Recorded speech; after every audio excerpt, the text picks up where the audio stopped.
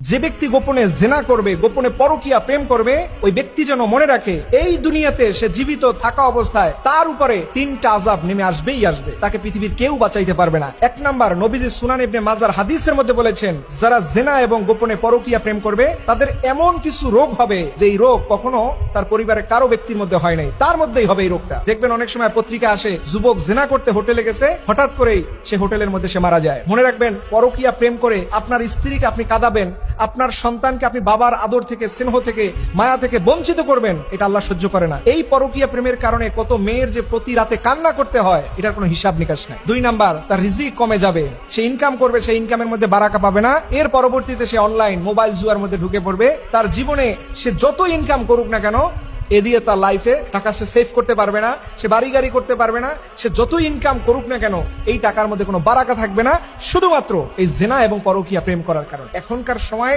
এই জেনা এবং পরকীয়া প্রেম করে না এরকম সৌভাগ্যবান পুরুষ পৃথিবীতে খুব কমই আছে, এরকম সৌভাগ্যবান নারী খুব কমই আছে। ইদানিংকালে নারীদের মধ্যে এই প্রবণতা অনেক বেশি। নিজের স্বামীরে ভালো লাগে না, নিজের স্বামীর ইনকাম ভালো লাগে না।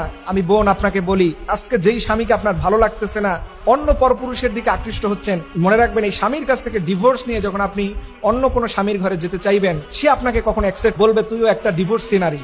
মনে রাখবেন, ডিভোর্সি নারীদেরকে কেউ সম্মান করতে চায় না। এর জন্য নারী এবং পুরুষ উভয়ের দায়িত্ব হচ্ছে এই জিনা এবং পরকীয়া প্রেম থেকে নিজেকে বিরত রাখা। এটা সমাজে 2 শ্রেণী মানুষের মধ্যে, পুরুষ নারী উভয়ের মধ্যে এই প্রতিযোগিতা।